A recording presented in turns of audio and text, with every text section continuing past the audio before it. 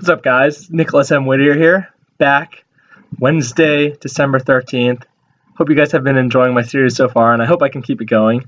Definitely don't always have the motivation already, but I have a lot to say. And, you know, it's been cool just talking to a camera. Sometimes I fumble over my words, but hey, at least I don't have to spend any time editing anything. Okay, so today I want to do Workshop Wednesday, talk a little bit about training tools and the Melee community. So, well, not the Melee community. How to use training tools as like a newer player in the community.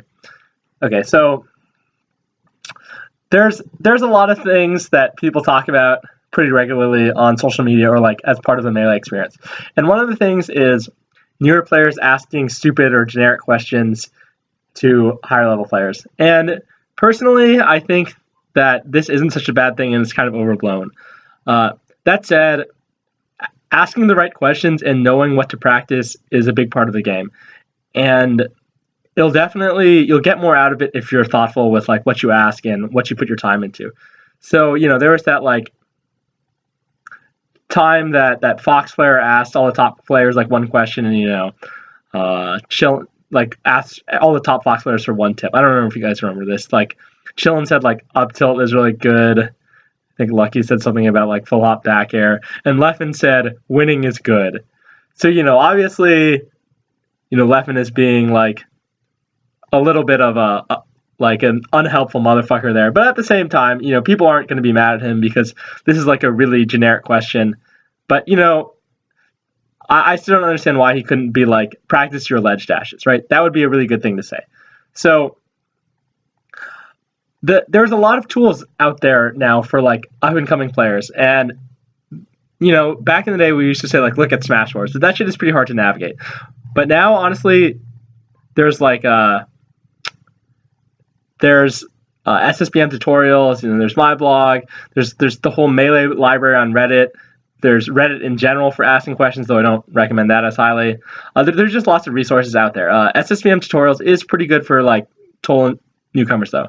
So anyway, I'm going to talk about the Hackpack for a little bit now.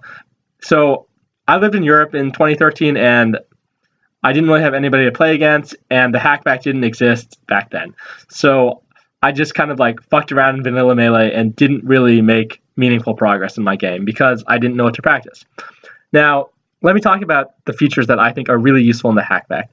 And, okay, also I'm going to talk a little bit about 3.0 whatever versus 4.07 or 4.06. I don't want to talk about 4.05, 4.0 to 4.05. Don't use those. They're just worse versions of 4.06, 4.07, and 3. Whatever are pretty much all the same. Although 3.02 is less glitchy than 3.00, whatever. Okay, so and don't use any of the versions before that either. So you know you can load your Wii so you can boot both of these. That's possible. That's ideal because they have some different tools. You might think that the newer versions just add more things, but actually the features are not like totally overlapping. The earlier versions have some features that the newer versions don't. So for instance, I think some of the stuff like action spam. So on 3.0, you can hold I use this thing all the time. I think it's R and up on the D-pad. Maybe it's okay. No, it's L R and up on the D-pad, and then you can make the computer like do whatever you want, up tilt in place, shoot lasers in place, whatever. So action spam is really good. That's not in the newer one. So like you can use action spam to practice things like power shielding lasers, smash the eye attacking the ledge, and so on and so on. So that's a cool feature, but overall, the newer one is definitely better. So I'm just going to talk about, I might do a video, maybe like not a vlog, like an actual video, where I talk about 3. Whatever and what I think is good on that with specifics. But so let me talk about like, if you sat down at a setup that's 4.07 Hackpack, what I think you should put on. First, action state overlay. This is on 3.0 also, but it's even better on the new one. So you want to have a color on for wait state, and you can customize this for different players. So if your opponent doesn't want it on, they don't have to have it on, which you can't do on 3.0. So yeah, you want an action color overlay for wait state and for IASA frames, which are pretty much the same thing conceptually. Those are times where you can input an action to do something. Yeah, okay, I was gonna say more, but that's the end of the sentence. So basically when you're not in lag, so you can do something. So, standing still, good in melee, but doing something better most of the time than standing still, with some exceptions. For sure, standing still has its uses. Don't get me wrong. It's not like you always want to be moving, but most of the time, moving is good. Movement's really good in melee. You don't want to have lag. So this just lets you see the downtime in your game, and when you could be shuffling your next aerial faster or something. So yeah, of course you want to be as fast as possible. So this really helps with that. The IASA one isn't so important for aerial-based characters, but for moving out of Mars down tilt, for instance, it's super useful. So you definitely want those two things, or the action state overlays on. Personal favorite of mine, V cancel sound effect. It makes the menu sound like the sound like when you press versus mode, or when you're scrolling through the things to scroll down to strike, and there's item switch and all that other screens. So V cancel, yeah, that's fun. Not the most important thing, but there's no reason not to have it on, right? Most of the time, if you try to V cancel, it's you don't stand to lose anything. I was actually playing with a Peach player, Rustin, the other day, and he was hitting almost all his V cancels, and he said he didn't even know that he did V cancel before this.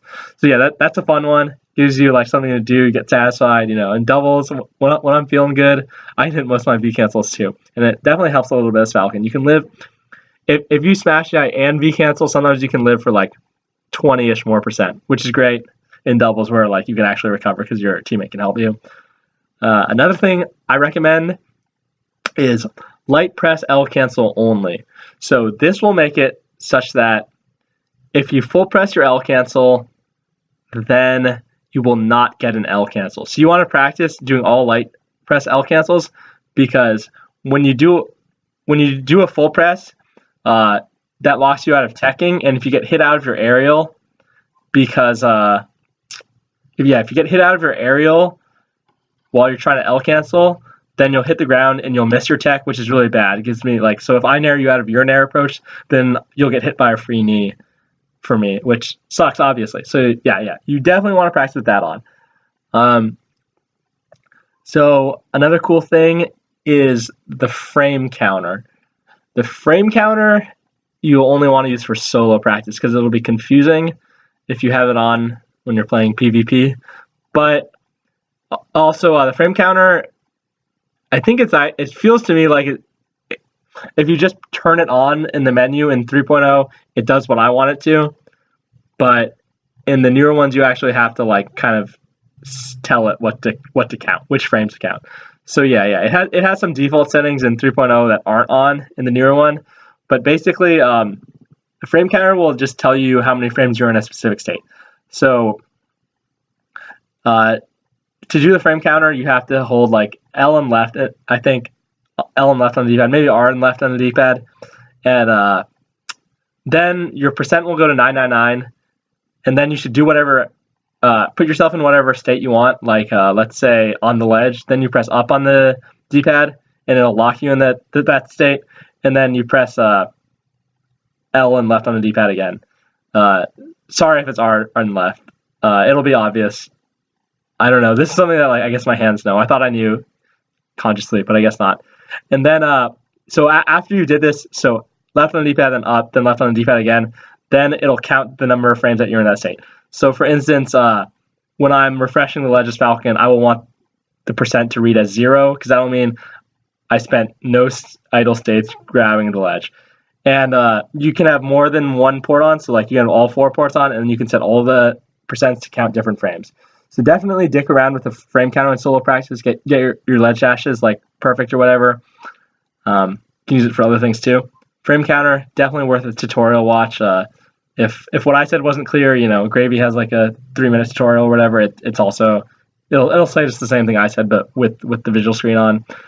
And there's something called the replay function. That's really complicated, but replay function can be pretty cool. Basically, if you want like to record one controller doing something like, let's say, shuffling a knee at you, because you want to practice power shielding it or arms attacking or whatever, then yeah, you can do that. You do let down on the D-pad will bring up this whole menu in 4.07 about how to do this. This isn't in 3.0. And honestly, you should probably watch some tutorials about that one. Even if I had the screen up, it's actually quite complicated, but it's very useful. One or two more things. Functions, just like really quick. Down on the D-pad in both versions is infinite shield. Maybe A and down on the D-pad on the one. So down on the D-pad is infinite shield. Obviously, that's really useful because then you can like practice things that require a shield without having your shield decay, like shield dropping. You know, you don't want like your shield to fucking randomly. You don't want it to break because you held it too long or whatever. Shield dropping, power shielding, whatever. Save state's probably the most important thing. Right on the D-pad. Works in both versions, but is less glitchy on the newer versions. Works like pretty much seamlessly in 4.07. So yeah, save state's really good. You press right on the D-pad and then left on the D-pad to load the state. And on the older versions, you'll probably crash your console. Actually, that's something I'll talk about real quick. So in 3.0 whatever, you don't want to save the state with you on the ledge, and you don't want to load a state while somebody on the screen has respawn invincibility. Respawn invincibility really crashes the system. So yeah, if you're using the older one, watch out for that. It's annoying to have to reboot your Wii, obviously. And one last thing that I haven't really started doing this, but I think it'll be really useful. So one cool thing about Melee, right, is that all kinds of things warp your hurt boxes and hit boxes, right? So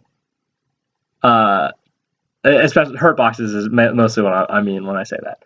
So like, for instance, when I forward smashes Falcon, he pulls back and then smashes forward. So that up on the D-pad thing I said for the frame counter, you could also use that just to lock the person in place.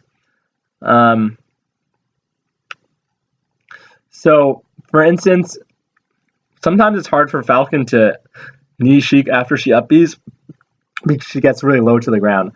But if you press up on the D-pad, then you can save her in that specific animation, so then you can practice kneeing her out of that. Because there's no way to practice that on vanilla Melee, right?